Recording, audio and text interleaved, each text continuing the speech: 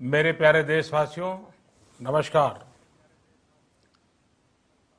Corona के खिलाफ लड़ाई में जनता कर्फ्यू से लेकर आज तक हम सभी भारतवासियों ने बहुत लंबा सफर तय किया है।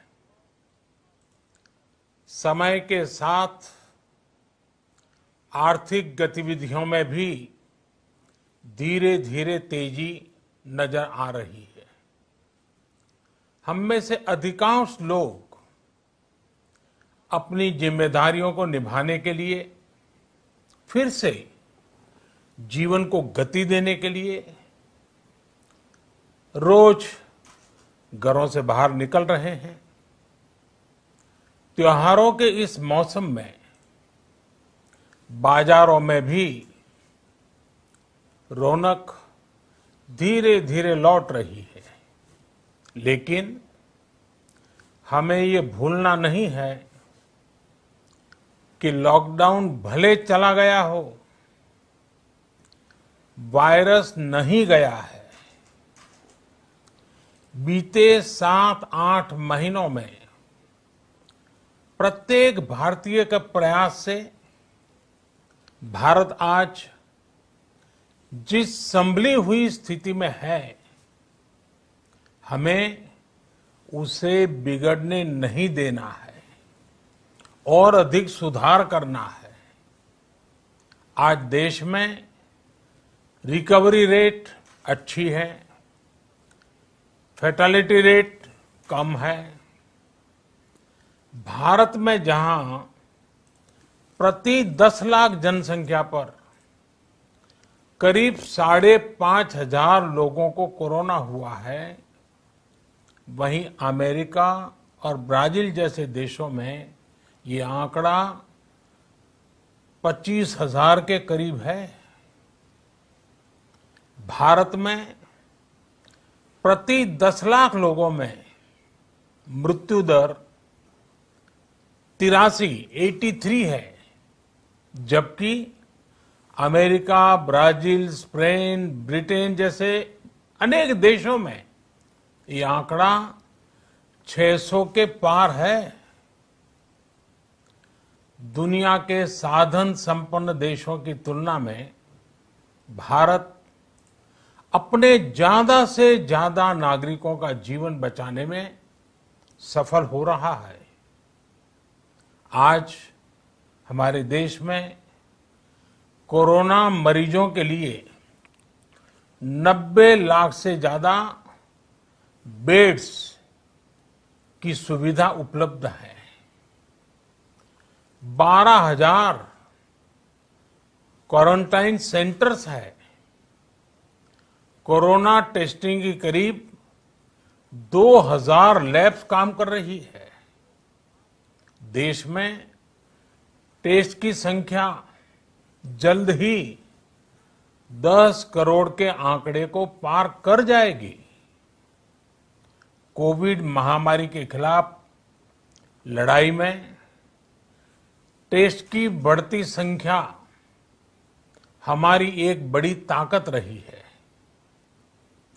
सेवा परमो धर्म के मंत्र पर चलते हुए हमारे डॉक्टर, हमारे नर्सिस, हमारे हेल्थ वर्कर्स, हमारे सुरक्षाकर्मी और भी सेवा के भाव से काम करने वाले लोग इतनी बड़ी आबादी की निस्वार्थ सेवा कर रहे हैं। इन सभी प्रयासों के बीच ये समय लापरवाह होने का नहीं है। ये समय ये मान लेने का नहीं है कि कोरोना चला गया या फिर अब कोरोना से कोई खतरा नहीं है। हाल के दिनों में हम सब ने बहुत सी तस्वीरें, वीडियो देखे हैं जिनमें साफ दिखता है कि कई लोगों ने अब सावधानी बरतना या तो बंद कर दिया है या बहुत ढिलाई ले आए हैं। ये बिल्कुल ठीक नहीं है। अगर आप लापरवाही बरत रहे हैं, बिना मास्क के बाहर निकल रहे हैं, तो आप अपने आप को, अपने परिवार को, अपने परिवार के बच्चों को, बुजुर्गों को उतने ही बड़े संकट में डाल रहे हैं। आप ध्यान रखिए, आज अमेरिका हो या फिर यूरोप के दूसरे देश, इन देशों में कोरोना के मामले कम हो रहे थे, लेकिन अचानक से फिर से बढ़ने लगे हैं और चिंताजनक वृद्धि हो रही है।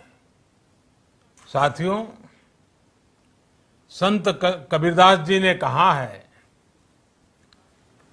पक्की खेती देख के गर्व किया किसान, अजहू जोला बहुत है, घर आवे तब जान। अर्थात कई बार हम पकी हुई फसल देखकर ही अति आत्मविश्वास से भर जाते हैं कि अब तो काम हो गया, लेकिन जब तक फसल घर न आ जाए तब तक काम पूरा नहीं मानना चाहिए। यही कबीरदास जी कह के गए हैं। यानी जब तक सफलता पूरी न मिल जाए, लापरवाही नहीं करनी चाहिए। साथियों, जब तक इस महामारी की वैक्सीन नहीं आ जाती, हमें कोरोना से अपनी लड़ाई को रत्ती भर भी कमजोर नहीं पड़ने देना है। बरसों बाद हम ऐसा होता देख रहे हैं कि मानवता को बचाने के लिए युद्ध स्तर पर पूरी दुनिया में काम हो रहा है। अनेक देश इसके लिए काम कर रहे हैं। हमारे देश के वैज्ञानिक भी वैक्सीन के लिए जी जान से जुटे हैं। भारत में अभी कोरोना की कई वैक्सीन पर काम चल रहा है। इनमें कुछ एडवांस स्टेज पर है, आशास्पद स्थिति दिखती है। साथियों, कोरोना की वैक्सीन जब भी आएगी, वो जल्द से जल्द प्रत्येक भारतीय तक कैसे पहुंचे, इसके लिए भी सरकार की तैयारी जारी है। एक एक नागरिक तक वैक्सीन पहुंचे, इसके लिए तेजी से काम हो रहा है। साथियों, रामचरितमानस में बहुत ही शिक्षाप्रद बातें हैं, सीखने जैसी बातें हैं, लेकिन साथ साथ अनेक प्रकार की चेतावनियां भी हैं। जैसे रामचरितमानस में बहुत बड़ी बात कही गई है, रिपु रुज पावक पाप, रिपु रुज पावक पाप, प्रभु अहि गनीय न छोट करी। अर्थात आग, शत्रु, पाप यानी कि गलती और बीमारी, इन्हें कभी छोटा नहीं समझना चाहिए। जब तक इनका पूरा इलाज न हो जाए, इन्हें हल्के में नहीं लेना चाहिए।